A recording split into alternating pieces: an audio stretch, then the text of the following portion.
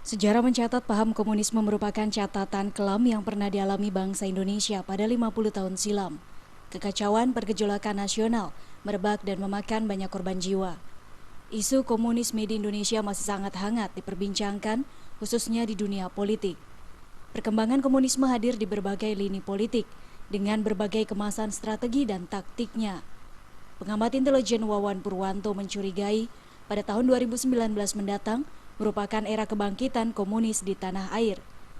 Menurut analisa pengamat intelijen tersebut, pemilu merupakan momentum sebagai kebangkitan paham terlarang di Indonesia.